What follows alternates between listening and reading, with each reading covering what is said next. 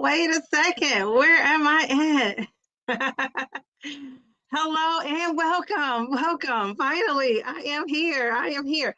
So I wanted to tell you guys, thank you for coming in. I've been Dr. Fritz and I've been looking through this chat, seeing all the people in here, and I'm just going to start off with a few housekeeping things. And then we're going to get into our interview with Dr. Fritz and tell you all about, I'm going to tell you all about why he's here, and then I'm going to bring him on. So before we get started, first of all, I see you all up in the chat. Thank you for coming in. And I want to just remind you that I am going to start off with the interview. We're going to go in there and ask questions. If you have questions as he's speaking and we're talking, put a QQ. I'm sure the moderators will remind you, put a QQ in the chat so that we can scroll down and get to your question. And hopefully you'll find tonight interesting, because I can't wait to talk to him about the topic tonight, which is kind of looking beyond, just the physical weight loss and looking into the mental weight loss of it all. So before I do that, though, I don't know if you guys are watching this screen, but my next interview is going to be with the fabulous, and I don't have time to do the predictions, so I'm just going to tell you, the fabulous Mel to the B. Yay, Mel. So I am excited. Mel has lost 41 pounds. Her Zepbound transformation, we all know and see, because she's one of my, marvelous moderators. And so we know what a great job she has done with her health journey.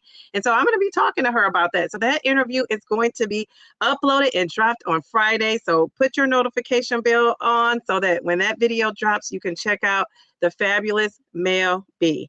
So that's the first thing. The second thing is I am going to be dropping my Ayuga wear video, active wear. The cool thing about this video are the clothes are not just about working out. They're also clothes that you could wear to work, because, I'm a work professional, so I have to have clothes that you could wear to work and look professional, and that you could just do your errands and run around in. So I'm going to be, uploading that video on Thursday, tomorrow. So you guys check it out. And if you see some deals, you want that workflow like I do. Let me see, let me remove this. You can pick you up some Ayuga with my little discount code. So I love that. And I work out, but I'm not like one of those big, wear all the things and look all super fancy while you're working out. So this has really helped me. And then, when you're losing weight, the last thing you want to do is buy clothes. And so that's because, you might come out of the size quickly. So that's why I love Ayuga, because it is affordable and you can kind of transition in sizes as you go and not have to pay a lot of money. So I love that. And those are some of the things that, when you talk about weight loss, that's on the forefront of our conversations, like what we're wearing, how the clothes are looking, how they're fitting.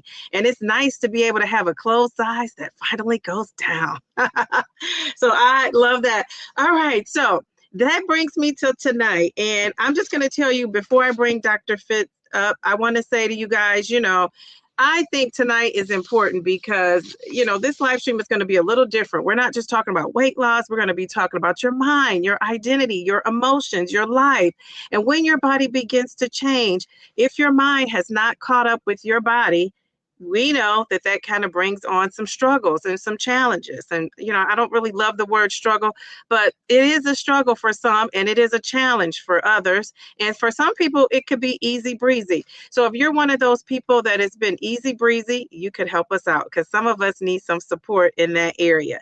And, for years, GLP-1 medications have been studied medically, but, and I mean, labs, your A1C, your DEXA scans. But what happens to the emotional part of your mind, and who is taking care of that? And I know therapy has been brought up as, something that some of us should consider doing.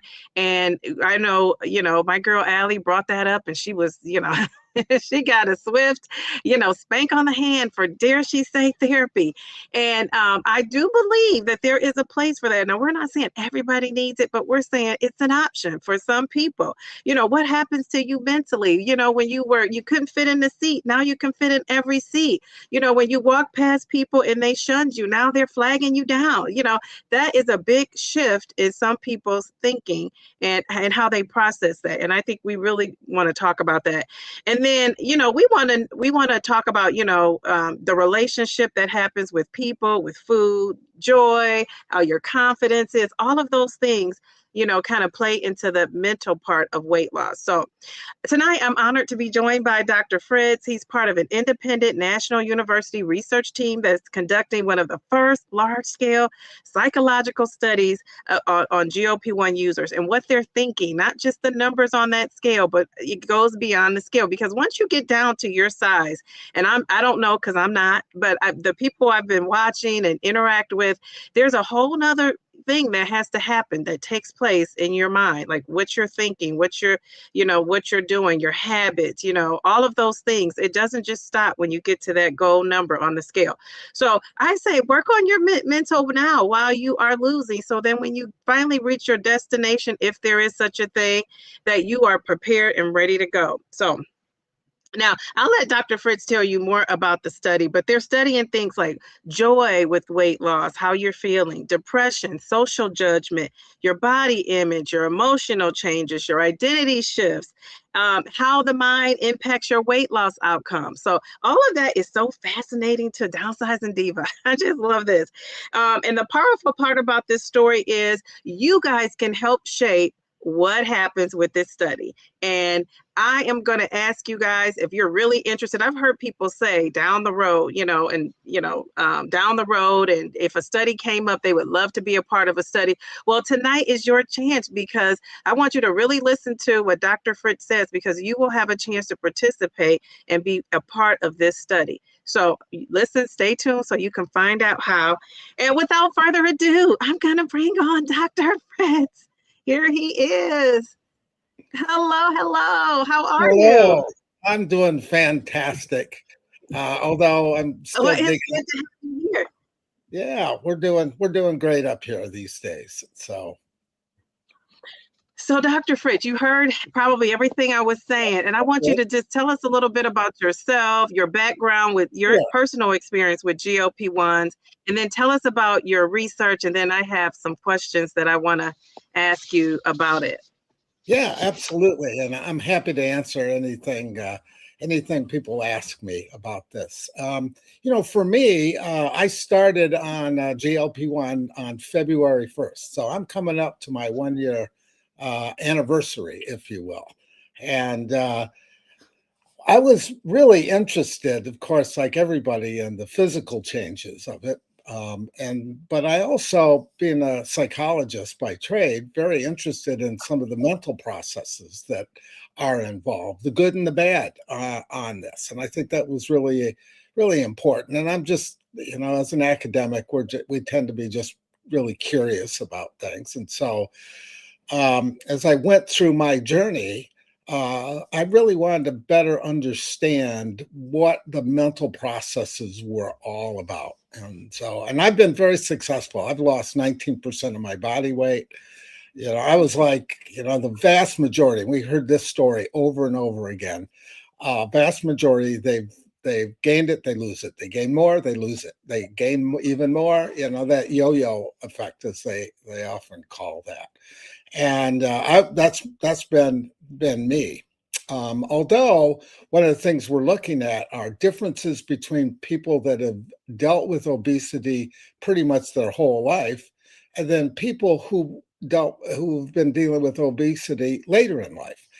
I didn't have an obesity issue until I was in graduate school, and I became really sedentary, didn't do anything. I just, I was sitting in libraries and just eating constantly. It's a different journey. And that's kind of really where I want to start, is that some of the stuff we're finding is there's some real commonalities, but everybody's journey is different. Everybody approaches this in different kinds of ways. And the research that we've done is we put together a research team made up of myself, a psychologist, a sociologist who is very interested in impacts on family and culture, an obesity MD who gave us lots of insight into her patients and so forth. We also have a data scientist that we brought in because we wanted to do a fairly revolutionary view of looking at how we can collect stories and that are typically would be sort of case studies and qualitative, and how we could look at it in a really objective, quantifiable way. And then I had two wonderful students that have helped me. And one of the students has been on a GLP-1 for almost as long as I have. And it's listening to the story of an 18-year-old. We're finding just really big differences in terms of her experience and how that is. So that's kind of how we got into it. So again, I've lost 19% or 36 pounds of my body weight. I've had a great time on eBay buying new clothes, and so I tell people ask me all the time about this, and I say, look, the weight loss is just plain fun, but there are so many other benefits to it. So the weight loss is fun, but don't forget everything else that goes with it, both mentally and physically. So that's kind of a broad overview of how we got to this point. Okay, very good. So I love how you're studying I think this is the missing piece, the psychological side, because like I said, once you reach your goal, those struggles can kick back in. But I wanted to ask you about something you said. So, and I often wonder this, are you noticing a difference between people who struggled with weight like myself since I was, a young girl, before I was even a Yeah. teenager, struggle life had. Yeah. So here we are. Okay. Oh, there you go. Touching up a little bit. Anyway, yeah, we're just seeing. Remember, everything I'm going to talk about tonight are very preliminary results. So we've collected the stories of 562 people as of today. We get more every day, and we keep running and rerunning the analysis. So what I'm going to talk about is really the preliminary analysis, and starting to see some differences, particularly when you think about the role of dieting. There are lots of people that have been on a diet their whole life, and one of the challenges is stopping. The habit is too simplistic, but the habit of diet. If I've been dieting my whole life and all of a sudden, dieting changes, that's really interesting versus, people like me that gained weight later in life and so forth. So I often talk about the difference between diet and dieting.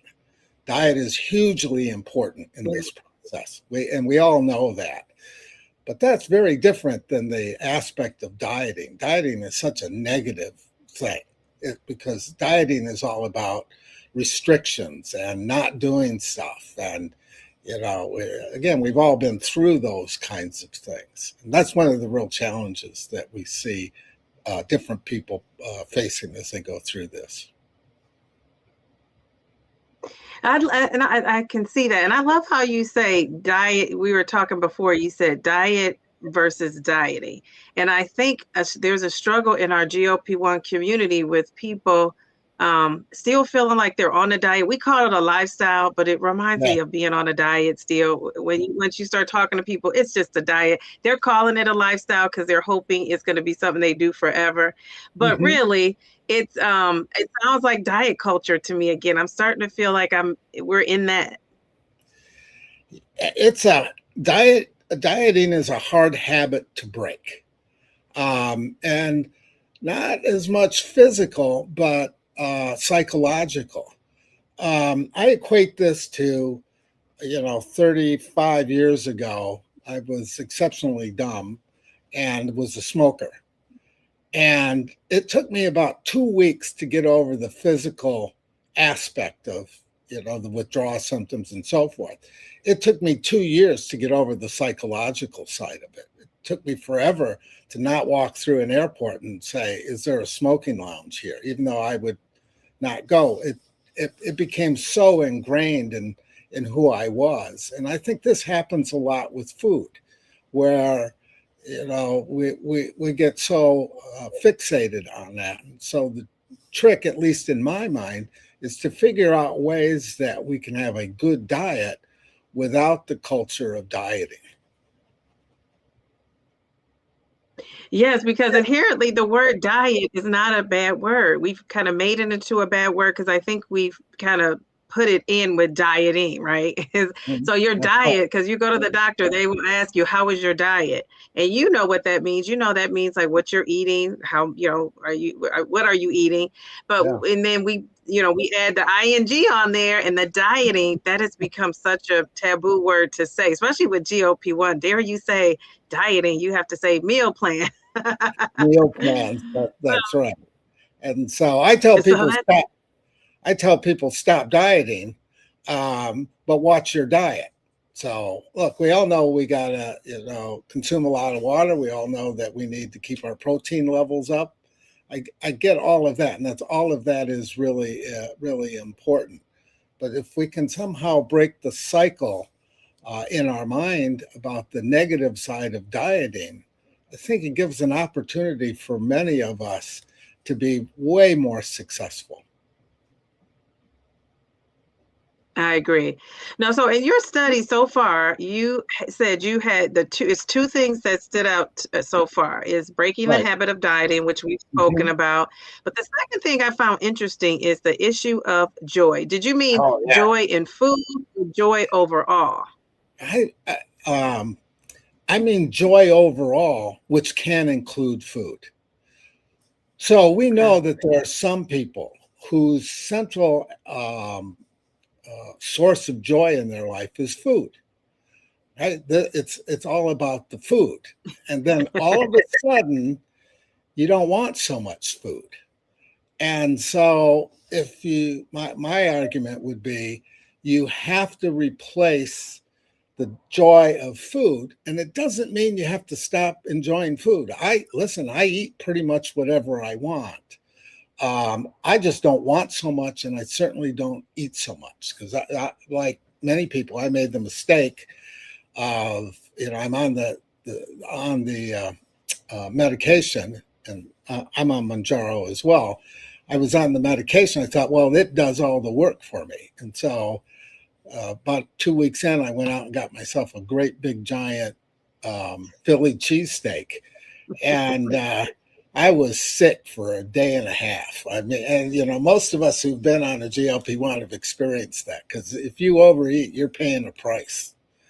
Absolutely. But I still enjoy it. So, my wife and I go out for dinner all the time.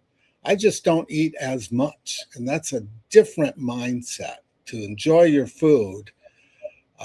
But for many people, it's really important to find another source of real joy, with that. Now, for some, that's exercise. A lot of people who get on this become, and it's not a very good way to say it, but kind of exercise fanatics. I mean, they just, in part because for many, they haven't been able to really exercise, and all of a sudden they're finding a lot of joy and, going to the gym and doing all of those kinds of things.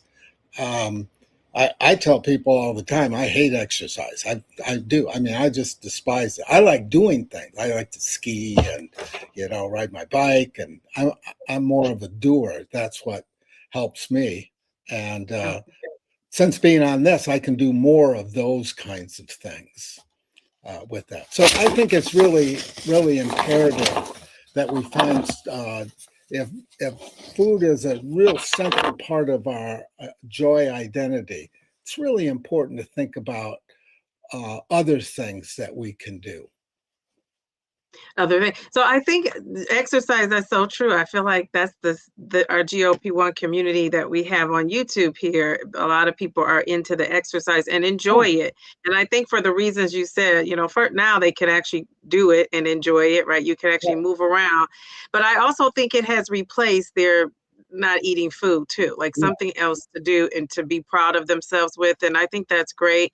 I also think shopping has become sort of a replacement for some people. And so I think Yeah, I think you have to be careful not to replace one kind of vice with another. That's the balance of it all, right? Yep, that's a really good point, and so forth. So, my wife, as I've been going through this journey, says, "You sure get a lot of presents at the door," which is, I found something on eBay that I wanted to buy. I'm going to buy these jeans, and I'm going to buy this shirt, and all of a sudden, it's easy and it shows Yeah, up. So, yeah. I'm kind of sworn I'm going to have to be a little more careful with that. Well, so many people say, the GLP-1 just didn't change their body. It changed how they think and feel and all of that. So are you seeing any patterns in those mental and emotional shifts from people? Is there like a pattern in any of this so far? Yes, but a word of caution, and that is all the people that we've received are really that we've been able to get to are people that are on GLP-1s that have tended to stay on it. And we know Okay. there's a lot of people that get off it. So when I talked to Dr. Griffin, the MD, and I asked her about why people, she loses patience, they get off it. Joy was one of the things she talked about as a pretty big indicator. There are issues, of course, of cost. I think the real challenge for so many people is does your insurance cover it? Most of the insurance doesn't cover it. I mean, you have all of those kinds of things. But the other thing that's interesting is we're seeing that in some people, they think that if they just become, quote, skinny, all their problems will go away. And that's clearly not the case. This is a Yeah. very good tool for weight loss and the associated benefits with it. Issues of inflammation, in terms of how that's played out. I've talked to someone at length about dealing with their hyperactive disorder and the impact that's had on them. Now, I'm not ready to jump and say, take a GLP-1 and that will deal with your issues because it impacts everyone differently. But nevertheless, you start to see these kinds of things come into play. Yeah, I can totally see that for sure. It's so ironic that some of us have thought and you can even see it in people who have reached their goal. They thought, if only I lose weight, if only I Right. get to my weight loss goal, if only, I lose weight, and then they lose weight, and then somebody gives them a compliment and they get upset because they say, well, what did you think I looked like before? So I We do heard that see. story, yeah. Right. And then so you have the people that are, upset. And it's like, well, you've been longing for a compliment on how good you looked. And then when you get it, now you think it's like a hidden, agenda behind it, or either it's like a dig, right? Because it's like, now you say I look good. What must I've looked like before? So I can see where the joy factor is probably prevalent. I can really see that, which is kind of sad when you think about it, because then you Yes. think like, well, what is it going to take to make a person happy? And this is why I think therapy is so important.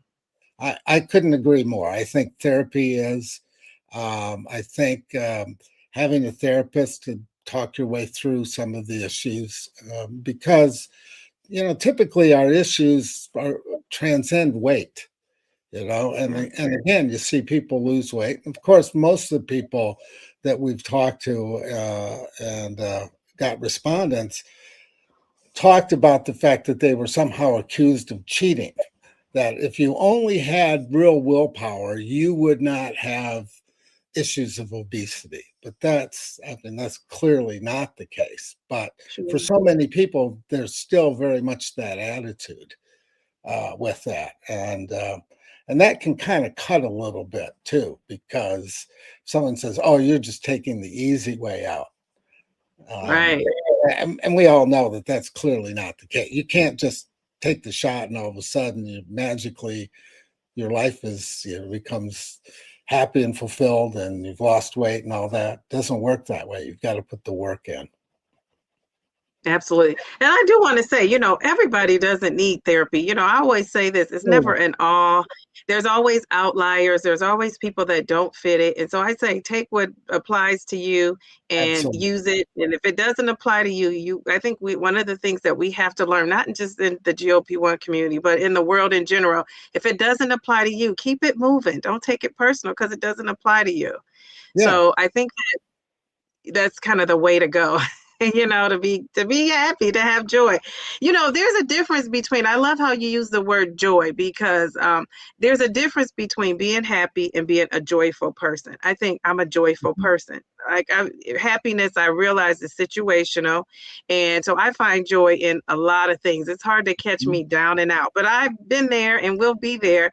But I can find joy in situations. I think it takes a lot to get to that. So I'm curious to why you use the word joy versus being happy, and maybe that's why, because happiness is, I could be happy today, tomorrow my situation changes, I'm not happy anymore. Whereas if you have joy, it's kind of like an inner peace you have, right? And so why did you choose to use that word joy versus happy? I think the concept of joy sort of transcends everything. Look, all of us, some days we wake up, we're happy. Some days we wake up, we're not so happy. Some days we're kind of grouchy, and so forth. But the issue of joy seems to me to be a much broader kind of statement, because, and they're closely related, obviously, but I think it just is a bit more descriptive, and allows us for a broader interpretation of how happiness can manifest itself. Now, I don't know if you've studied this, and I want to get back to that 18-year-old. My moderators, if I forget that, the 18-year-old, just say, Dee, 18-year-old. I'm not going to ask that right now because I want to piggyback off of this. I want to piggyback off of this. But okay, so we're talking about the psychological support, therapy, whatever it is. So have you noticed, or have you looked at, is there a difference with someone on their GLP-1 journey, positive or negatively, that is receiving therapy? Is it helping them? Is that, have you seen research to show that there's an improvement? Yeah, I think we're too early in the study to make that conclusion. I certainly have some very good one-off examples.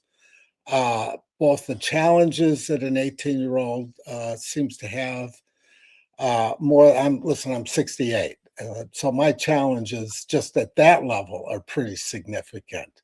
But in talking with her and so forth, she's had to deal with actually the loss of friendships, because she had this one friend group, and then all of a sudden she lost significant amounts of weight. I mean, she's a stunning example. I know her father well, and he talks a little bit like, boy, maybe she's losing too much.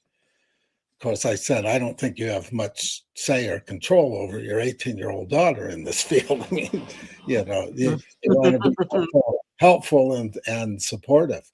But she's talked about that with me kind of at length, about the impact that has, the social dynamics.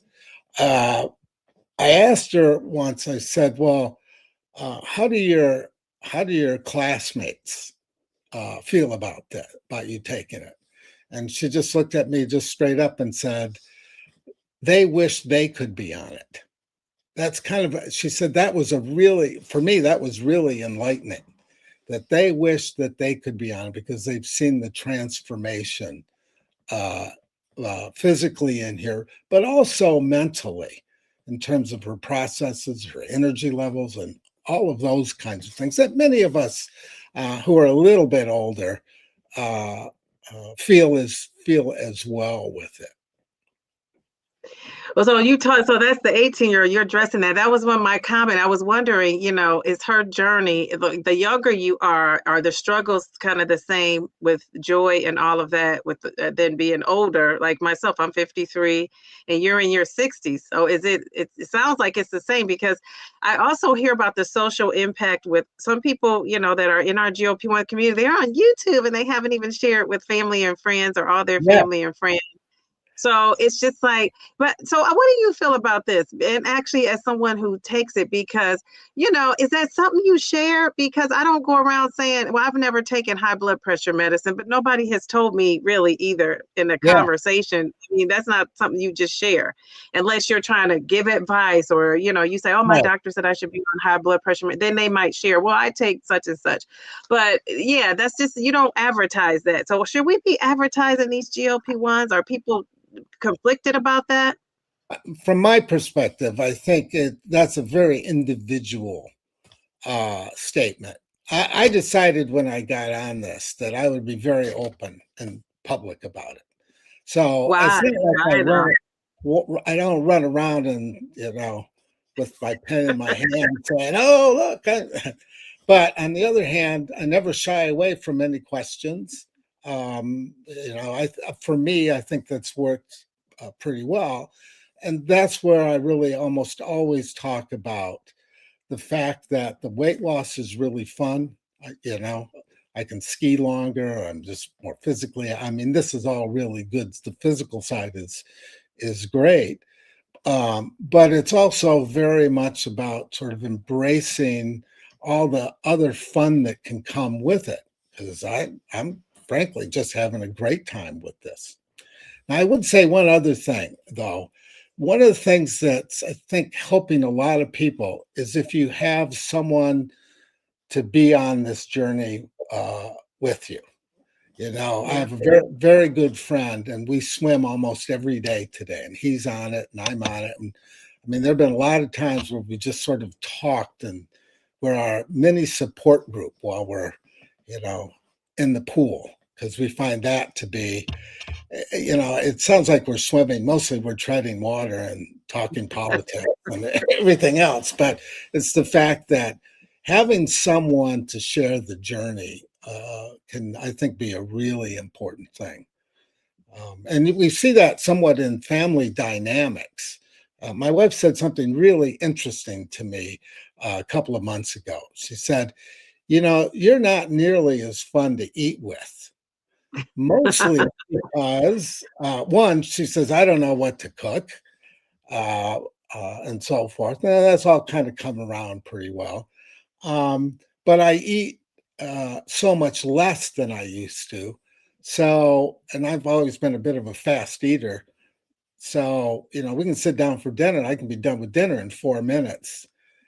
So I've Wow. kind of figured out a way of that social dynamic as being, really important. So I do that more and more, and I think we see a number of people kind of figure out how the family and social dynamics need to work for people to be successful on this. Yeah, so now let me ask you, so Dr. Fritz, I come up to you, I'm somebody who has known and seen you around, and I say, oh my goodness, Dr. Fritz, or Fritz, because you said I could call you Yeah, Fritz. absolutely. Fritz, you look great. What are you doing? What do you say? I tell them exactly what I'm doing. I say, Okay. last February I got on a GLP-1, and and then you get all the questions like, well, are you going to have to be on that for the rest of your life?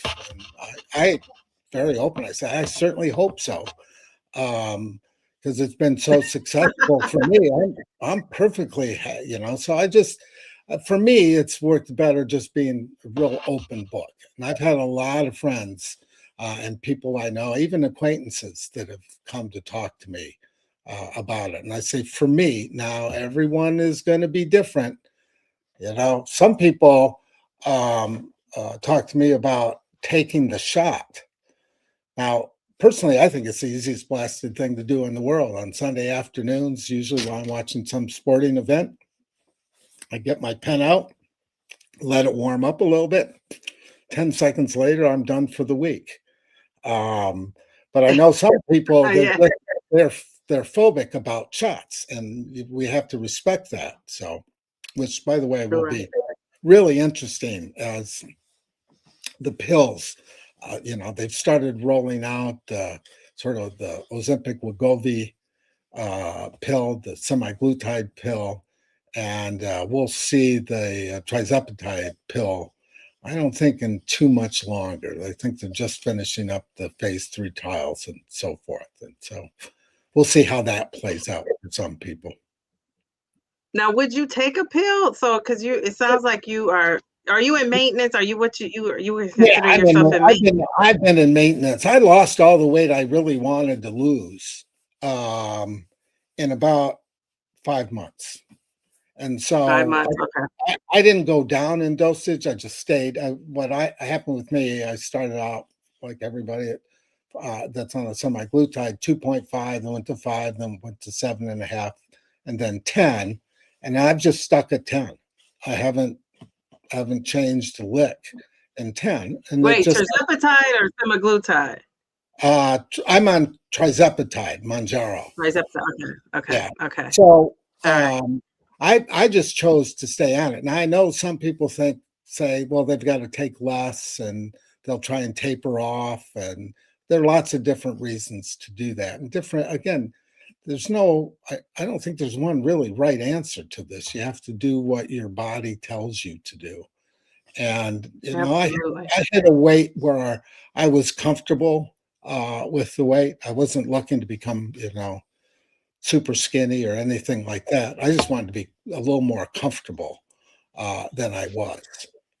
So that's kind of been my approach, and I've seen a number of people, take that approach. But I've also seen people, they get to their maintenance weight or get to their goal weight, and then they'll cut back and kind of search for that spot so they can take less of the medication. Sure. Sure. Now, so what made you not do that? What made you stick with your 10? Because it was working so well for me. Well, I had someone ask me this one. Oh, your volume went out. Can't hear you. Do you guys have any questions while we're getting his volume back? Does anybody have any questions? I don't see any cues in the chat, but I'm looking at the chat. All right, how's that? Now we can hear you. Oh, I'm sorry about that. No, that's okay.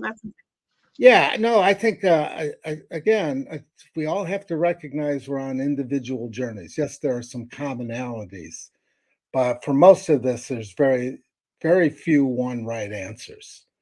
I think on the physical side, make sure you get enough protein. Make sure you're getting enough, water. I get those kinds of things I think are really important. But different people need to find their own path with this. Yes, I agree. Which I think it makes it, great that everybody's kind of doing what works for them. Yeah. And, that's been helpful. Do you have like protein goals that you set for yourself, or did you not stress out about that? You know what? We talked about it and I've studied it, but I don't count anything. I don't Nothing. count Zero, zilch. I don't count a thing. And because that works for me. I don't want to say, well, I better make sure I have 20 grams at this meal and 20, 30 grams at this meal and so forth. But I also look at my eating. I eat the same breakfast every morning. I don't deviate at all. I eat 3 eggs and a piece of turkey sausage. That gets me a lot of protein going into the day. And then I just, eat a lot of chicken throughout the day and things that I like to eat. I don't eat many carbs just because it overfills me. I try to listen to my body in terms of what it's telling me I should have and so forth. And I've been able to maintain my my muscle mass. I was going to ask you about that. Well, how do you know you're maintaining it? Do you do DEXA scans, in-body scans, somebody scans? What I do is, I see my physician about every 6 months, walk in there and hop on her DEXA scan. So I get that. But then I got one of these fancy scales that you kind of hold the handle and you stand on it. One of those. They claim to be 98% accurate as a DEXA scan. I'm not so sure. But I get on there and it, tells me what my muscle mass is, and I at least feel good about it, whether it's accurate or not, So I'm confident that I tried all the shakes. I wasn't a shake person.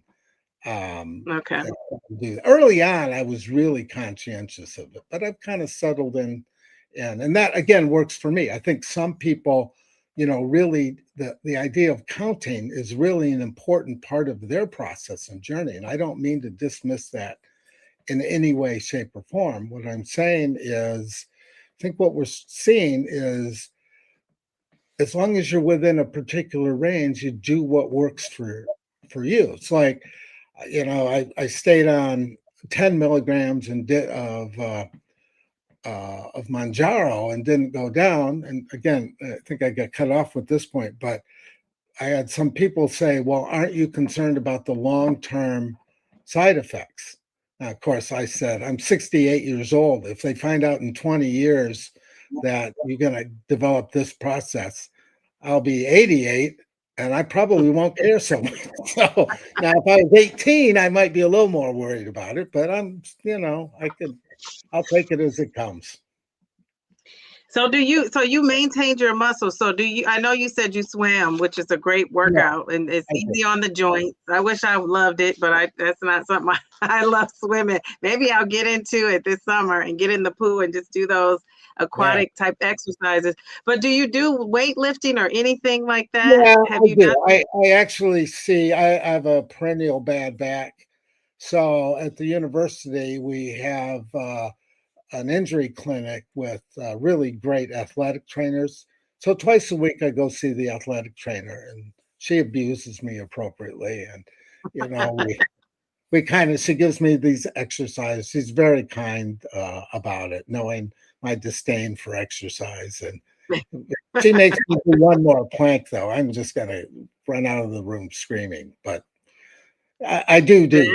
But I also enjoy it. So that, and for me, listen, I have no willpower in that field. So having it on my schedule that on Mondays and Wednesdays at 11 o'clock, I'm going to go see Nicole. And I feel terribly guilty if I don't, if I have to call and cancel. So I do it out of a sense of, I just would feel too guilty. So, and it helps immensely. So I don't mean don't exercise, and I don't mean, what I'm saying is just find your space. And I like her a lot because I'm not much of a rah-rah person. I've been to athletic trainers where, row, you can do 3 more, 2 more. That's like, leave me alone. And sometimes I'll even use my hockey language when they're doing that to me. And I'm not supposed to use my hockey language, which is, hockey players are a pretty profane group. So I try not to do that.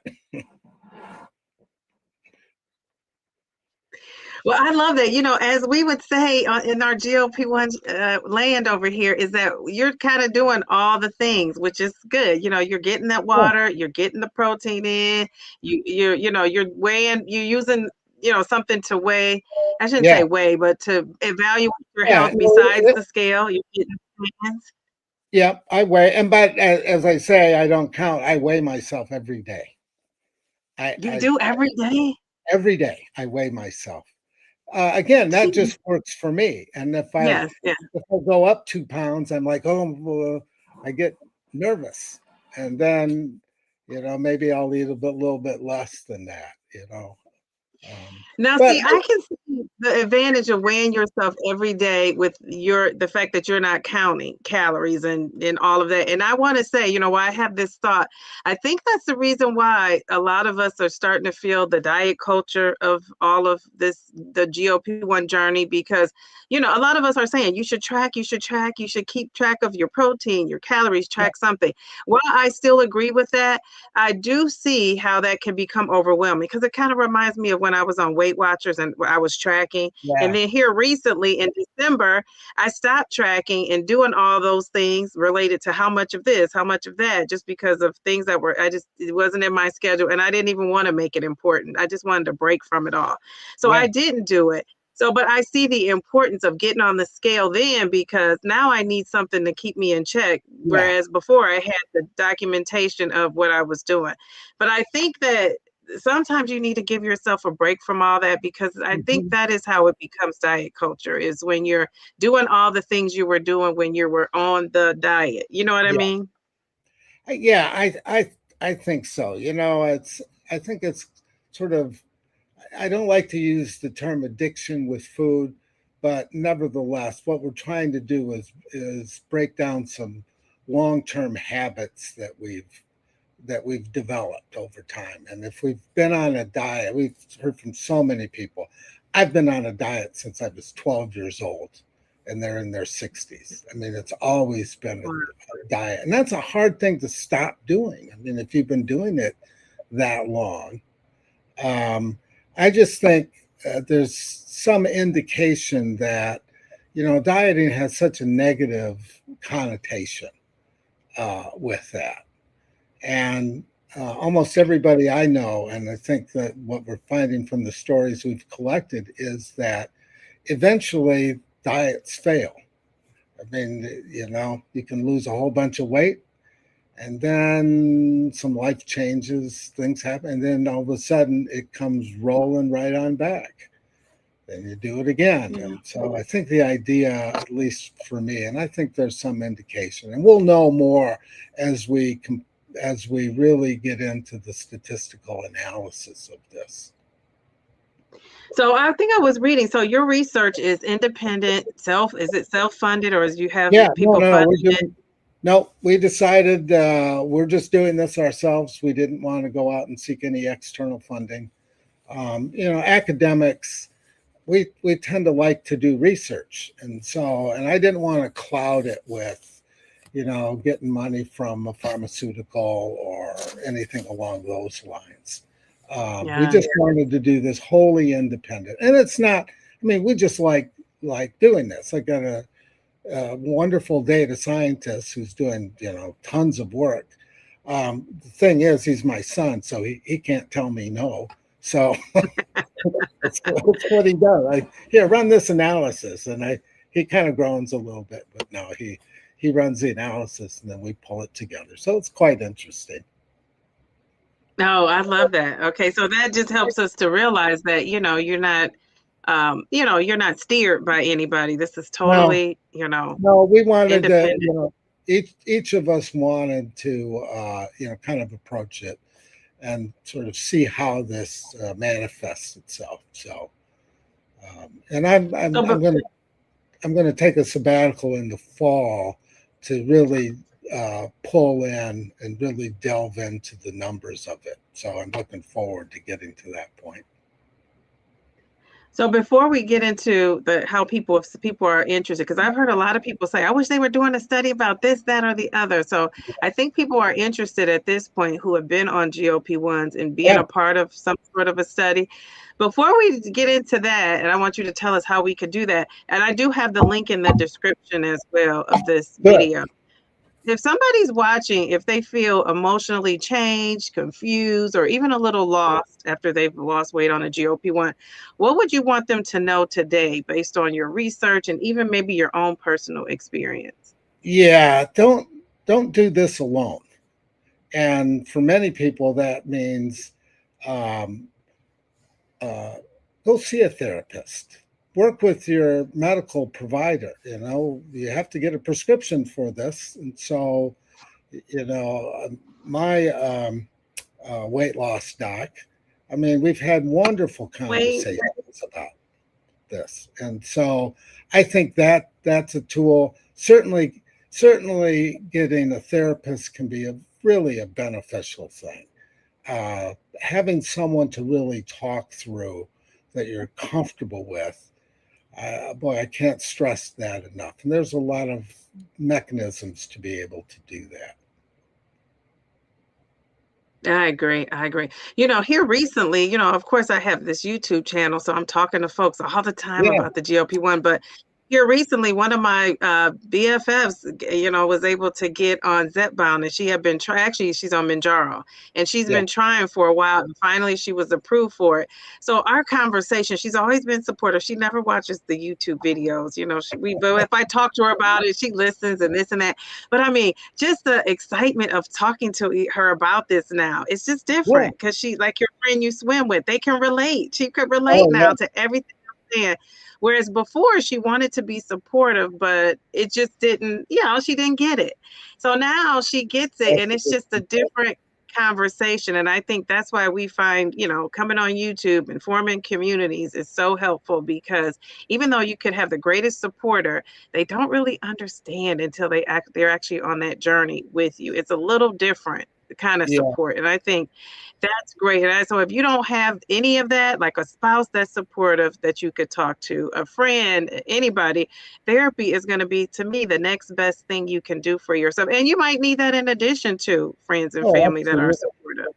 I don't think it's either or. Yeah, we should not be afraid to seek help for our mental processes. I think there are lots of advantages to being able to having someone independent, to be able to talk to, and and again, I think there's a real advantage to having a GLP-1 buddy to kind of talk through what we're going through, what's working, what's not working. I found it to be hugely beneficial. Now, let me just ask you one more thing, because this popped up in my mind, before we get to the research, how people can join the study if they are interested, or read about what's going on so far. Have you noticed, or has it come up that people are taking a GLP-1, again,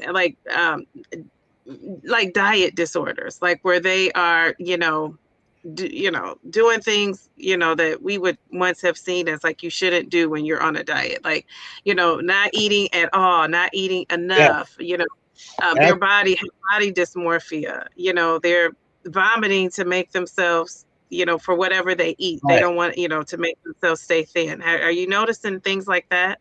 I think we're just picking up little bits and pieces of it at this point, but it is a real concern. The whole issue of body dysmorphia and so forth, I think is an important thing to watch and consider. People have had eating disorders. My daughter-in-law, she's a dietitian. She's dealt a lot with eating disorders with people. We've talked about this. And some of the real challenges that go with that. Boy, in those cases, I can't stress therapy strong enough. I mean, that's something that you should really be able to get to and drive towards. I think it's ultimately very, very helpful to have someone to talk through those issues, because quite often it's not just the weight issues, it's the underlying issues that people have. And so, like, for example, we've seen stories of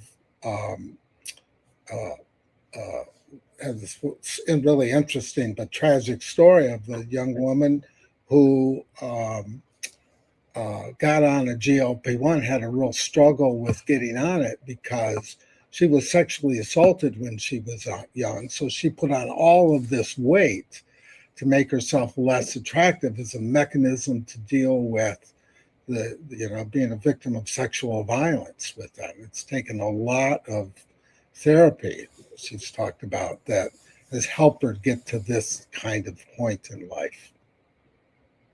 Yes, yeah. And we're noticing a lot of the trauma. I just wonder if the GLP-1 has catapulted people into some of these disorders. And I realize people started out with the disorder even before they even started GLP-1. But I wondered if anyone got a hold of the GLP-1 and it has turned them into doing things like that.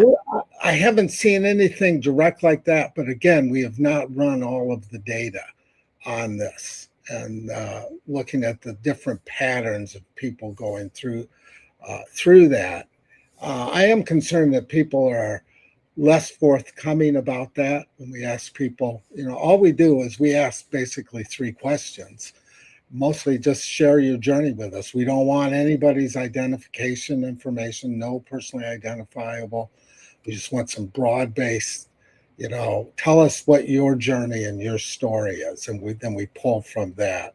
But we also ask, because we haven't run this level of analysis yet, want to see differences by age, differences by gender, those kinds of those kinds of factors. When you identified yourself as dealing with obesity versus when you didn't, or you've seen different kinds of results. So there's a lot of stuff that we're just at the beginning of digging through this. And as we get more people share our story, it gives us much more strength to have greater confidence in what we'll say is really reflective of a broader population.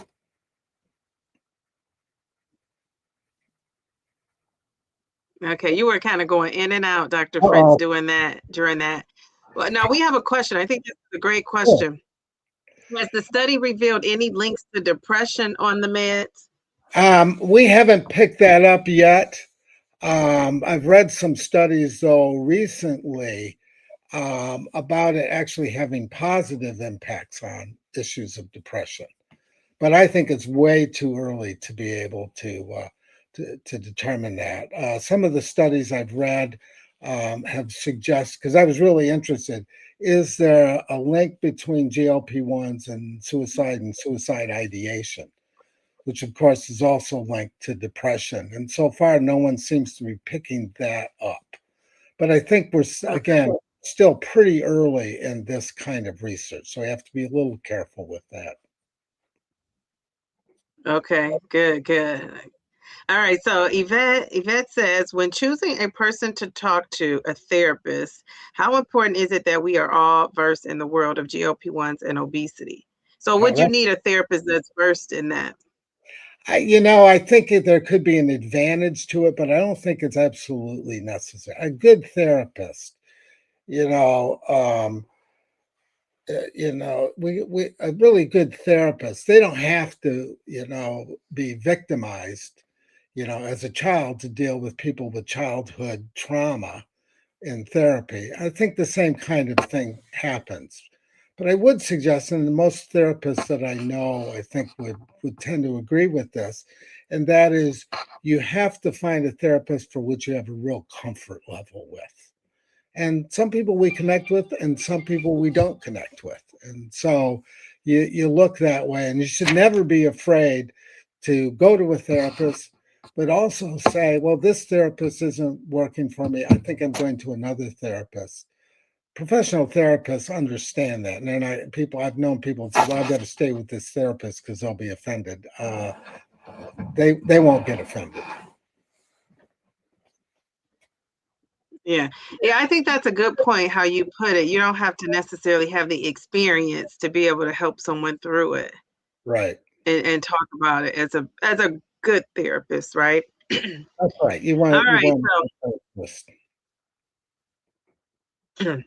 All right, we have another question. Mel B says, I'm wondering what your thoughts are about people leveraging these incretin hormones for midlife health concerns such as menopausal weight gain, postpartum, and for longevity. Yeah, I think that's there's a lot of medical research. I tell you this, when I was talking to my 18-year-old research assistant who's been on this, she's very interested in the impact on menopause with her. And she's talked about that impact quite a little bit. I think it's a really important area of study, and I have just not seen much about this. I think those kinds of physiological changes can have a pretty substantial impact on folks. Yeah, good question. All right. Okay. So anything else you want to tell us, as we head out here? I think the big takeaway still for me is while there are commonalities in all of our journey, we all have to do it in our own individual way, however that works. And if you're lucky enough to have a good support group, can make a very big difference for you if you have, someone that goes through that and that you have the kind of family support, because it can stretch some family dynamics. We're seeing a bit of that with that. I was so fascinated with my wife's comment when she said, "I'm less fun to eat with," and so I just really took it to heart. So I make sure that I slow way down, and so we can, I shouldn't have to impact her, and so I think about it in those kinds of ways. But we're all on our own individual journey with this. I think we all have to make our decisions. For people getting off, if that's their works for them, then that's what works for them. Now, can you hear me, Dr. Fritz? I can hear you, but I can't see you anymore. I don't know where I'm at. It's like I'm a ghost. I don't know what happened. All right, let me refresh the screen. Okay, wait a second. Don't leave. Okay, hold on. I don't know. We're going to lose each other and come back.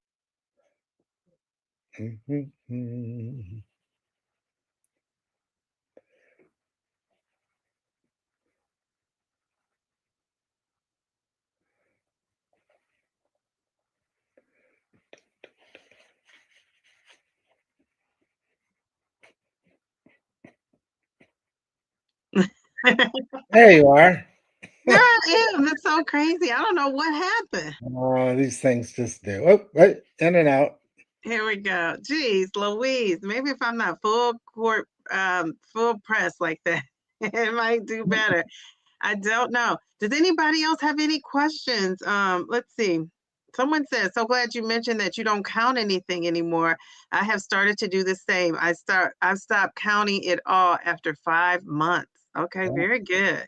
That's about what I do. Okay, I think that was good that somebody else said that, because we encourage people to like track, Sure. and not everybody. I should take that back. I know I'm a big proponent of tracking, but here, when I just haven't been tracking, I realized that it does have a place or not. And I think if you start gaining, I think it's good to maybe track for a month or two, or a week, or however, to kind of get yourself back on track. And then you can let it go. But I do think the tracking and doing all the things has really caught people up with feeling like they were just stressed out and overwhelmed, and being not like they're on a diet, should I say. Yeah.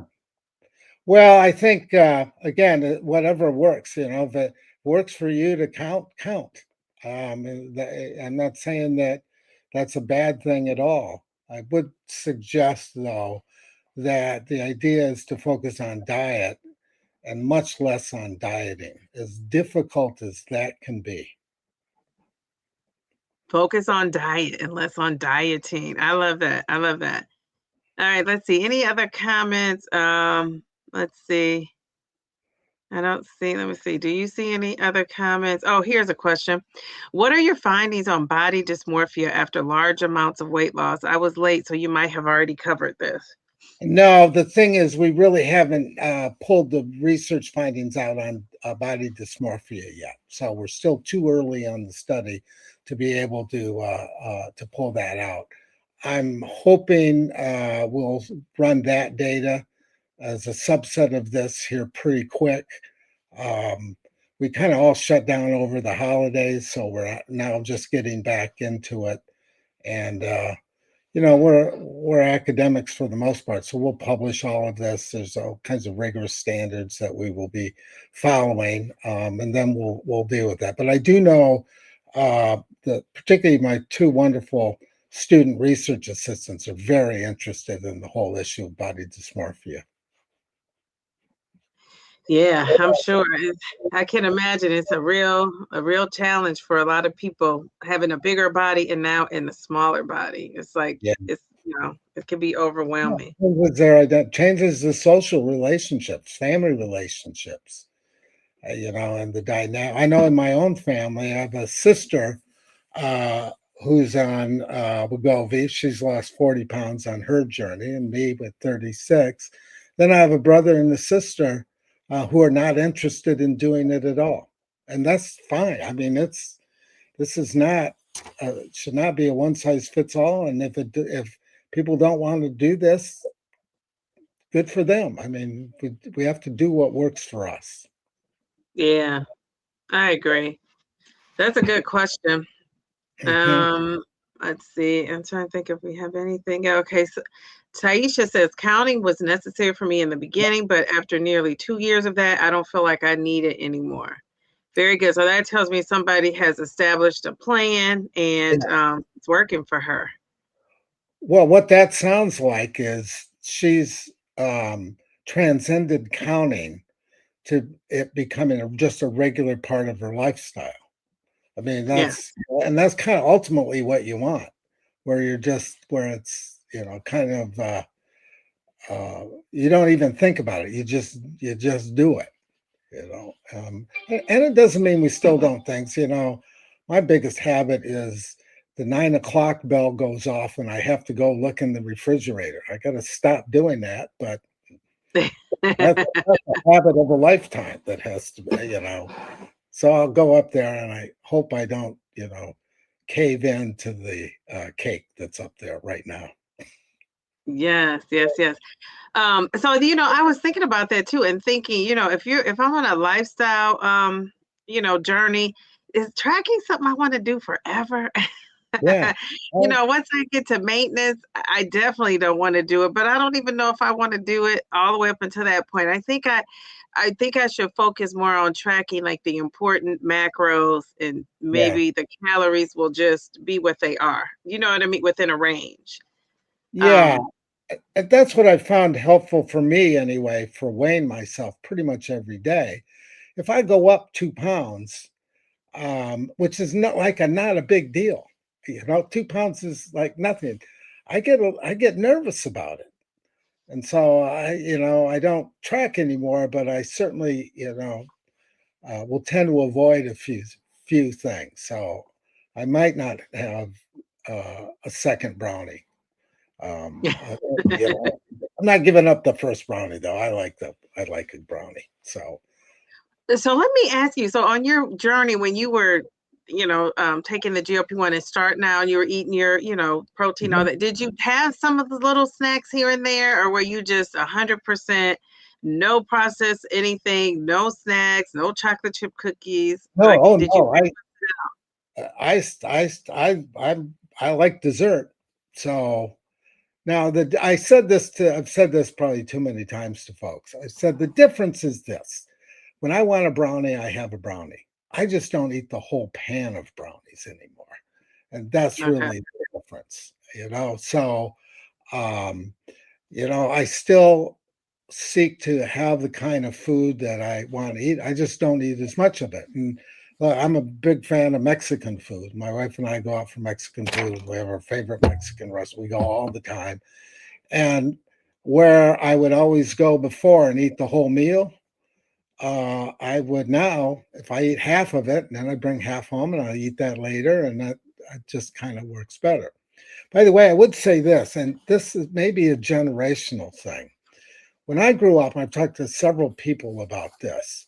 When I grew up, it was very clear on the part of my mother, if it's on your plate, you will eat it. Okay? You got to clear your plate. And I watch my daughter with her children, and she lets them, if she say, "Are you full?" They'll go, "Yeah." And then that's it. She doesn't, that's a real cultural shift to watch this happen. And it's been really, I still feel very much if it's on my plate, I got to eat the whole thing. I can never seem to stop. And I'm working on that one, stop when you're full.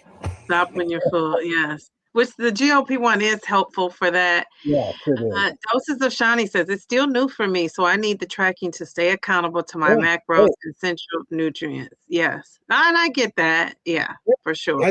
I think it's a good thing to do. I mean, I tracked when I first started, um, but it was, I'm not disciplined enough to really do it. So I had to really think about different ways. Sure, yeah, I can see that. All right, so Taisha also says, "How do you feel about high amounts of ultra-processed junk food?" Yeah, that's one of the great things that I've stopped. Um, I've said we saw some of this early on where people have just stopped eating junk food, eating fast food. I mean, I used to eat at McDonald's all the time. It's a rare event for me to go to a McDonald's, not because I can't. It's because I really don't. Just it doesn't I want fulfill me. to. and I don't even think about it. Sometimes I used to. I was concerned about what we would have for dinner, so I'd stop at McDonald's on the way home from work and grab a hamburger. So then I got home, you know, I always felt like I was always so afraid of not being full. Now I Yeah. don't, but now I don't do that. So I rarely eat junk food, other than some probably still too many sweets, but you know, we're all going to have our vices. I used to really like beer. I hardly ever have a beer anymore, which I think is I find it just really fascinating. But Really? yeah, I just like, nah. Wow. Or if I go out, with a friend of mine, and I will quite often go out and we'll working on stuff together and have a beer. I will only drink one beer, and it'll be a light beer, and it'll take me, a long time to drink it. And I'm just stunned by it, not because I like beer, but it's a fascinating thing. And I think the point here is that everybody has to find their place in terms of what works for them and what doesn't work for them. Absolutely. I love it. And you said that so many times tonight, which I think is great. Yep, clean your plate was a thing growing up for me It too. The sure first was. time on this journey that I felt good on my plate was a victory for me. That I Yeah, left food on my plate was a victory for me. yeah, Yeah, I think that was such a the thing. I had the same thing growing up. Whatever hit your plate, you had to eat it. that's right. It was like clean your plate. People are, and my grandmother used to always say, people in Africa are starving. Yeah, absolutely. People in other countries are starving. You got to You, eat. You got to you eat. You have the have to, privilege to eat. yeah, and and if you didn't eat enough, you were said, well, you're just too skinny. You got to eat more. We've heard that story for people growing Yes, up. yes, yes, yes. Oh So my goodness, too funny. Well, Purple Bellflower says she started tracking after she got maintenance, so yeah, she's kind of the opposite. She never tracked until she got to maintenance, and okay, so now she's enjoying it, and it's helpful as she tries new foods or she increases her fiber and protein to kind yeah. of track it. So just another, example of how we're all different. I think that's wonderful. That some people develop the discipline to do that and really be able to make sure. I think it's a really a good thing. Yes, and then Doses of Shawnee says tracking for me is mostly to make sure I get calories and foods I need. I don't track. I will find myself not eating and Yeah, just snacking. I'll have 800 calories or 300 grams of sodium. Sodium is in everything, and it's in chicken, which is our favorite. They yeah. love to put sodium in chicken.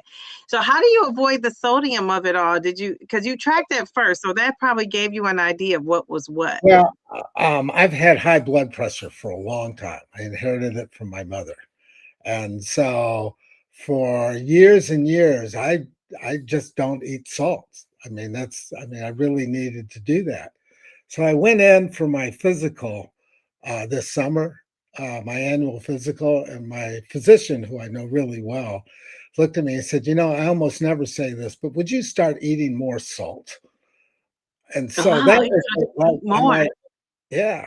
So I'm actually trying to add salt back into my diet because Oh now my god.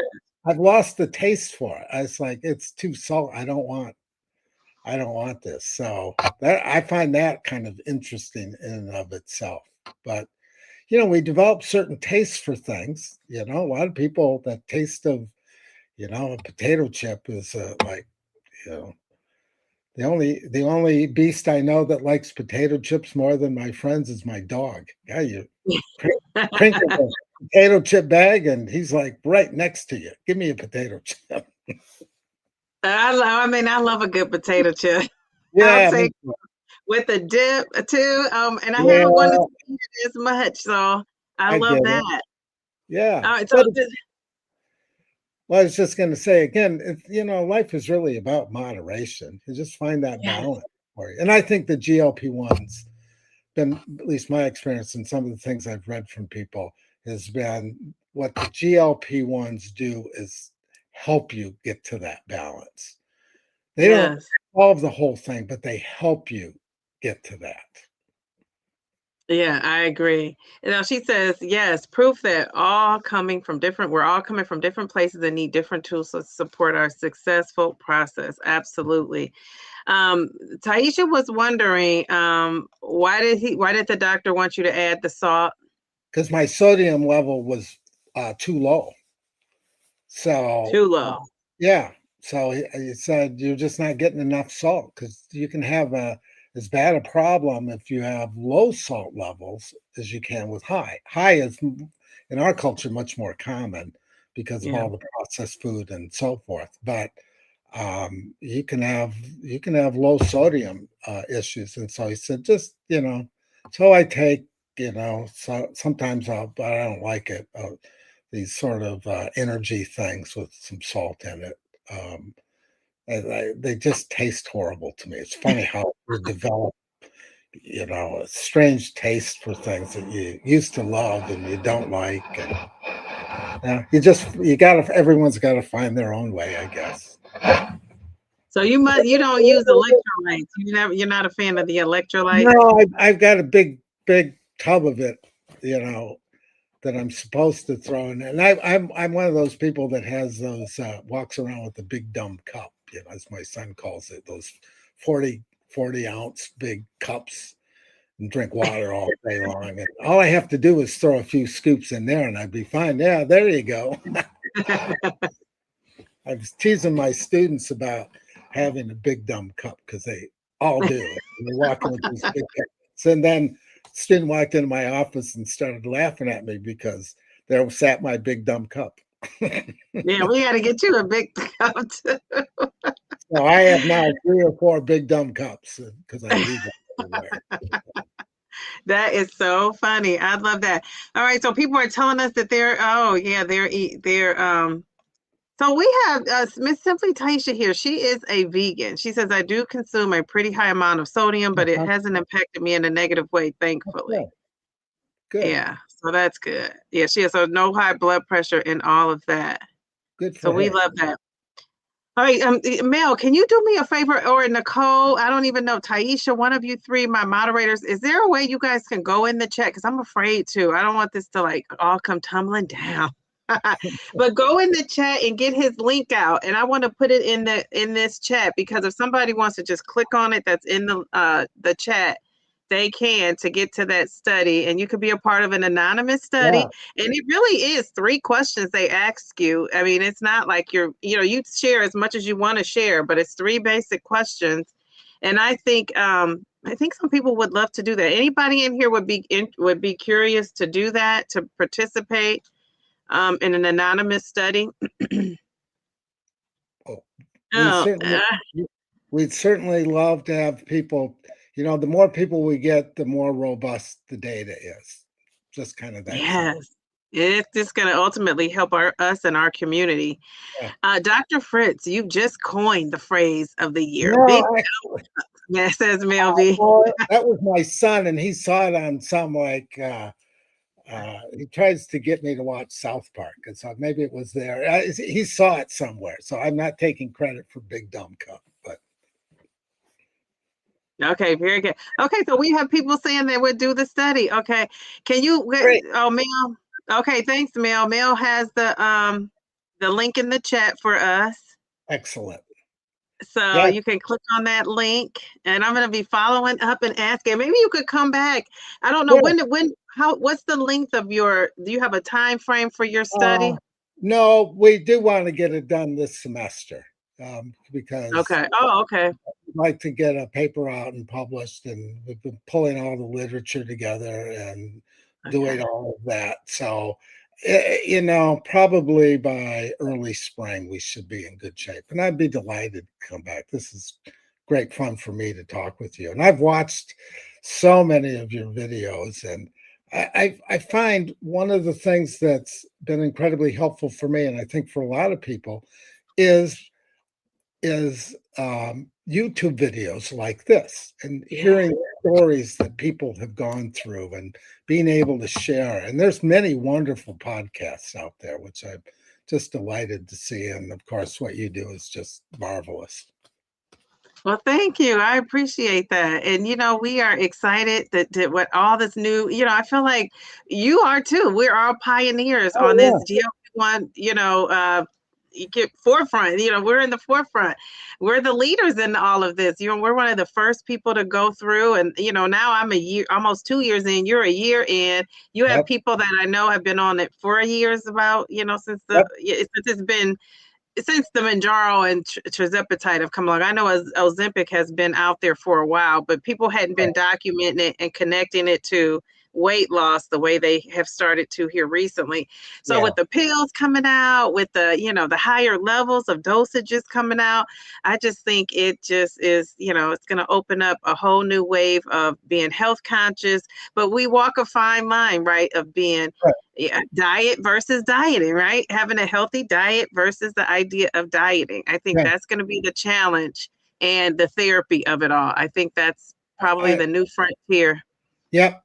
And I think I've read several, forecasters that suggest that half the U.S. population may end up on a GLP-1 when all is said and done. Wow. Not just for weight loss.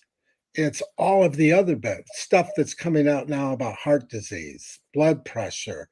Uh, um, we've heard from people about sort of their inflammation levels, osteoarthritis. I mean, just the list goes on and on. And I saw some stuff coming out about the use of Wegovy, and I think they're seeking FDA approval for this for dealing with alcoholism as a mechanism to be able to deal with that. So I mean that we'll just continue to see lots of things come forward. If they could only get the price down, I know. We that's, all say that. that's the killer of all of it. I know people have family members that would like to be on it, but they're not going to be able to spend $500 a month. Although I Oh, think it's it's yeah. down, but But again, competition brings the prices down. And I know we don't like to think of it as a business because we're in it for health, but it is a business. And so I think the more, that comes out with the, more different pills and different companies besides the yeah, major two getting involved, it'll bring those prices down because they'll have to be competitive, and I yeah, think that that can only benefit us if it's competition out there and, may the best person with the lowest prices yeah, win. Unfortunately, I hate to say that, but that's so true. So maybe the next time we can hit on this idea of, and maybe it'll come out in your study, but I don't know if your study is geared toward this, but people who feel like you have to be obese to even be, oh you yeah, shouldn't be on a GLP-1 unless you're obese. And I think that's going to be a new thing we're going to have to deal with that, no, we're trying to prevent obesity also. We're just not trying to, treat the obesity. Why not prevent it? And so I think that yeah. that's another conversation that needs to be had.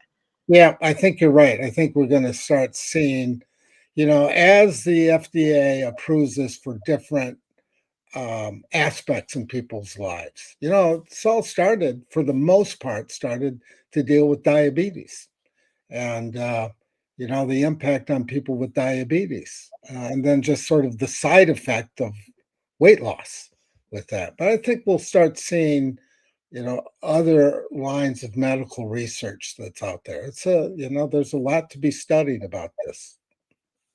Yes, absolutely. Well, before we leave, can I just do one thing? I just want to say thank you. I had some people join the little membership here, and one of them was Doses of Shani. When I refreshed, it took it off.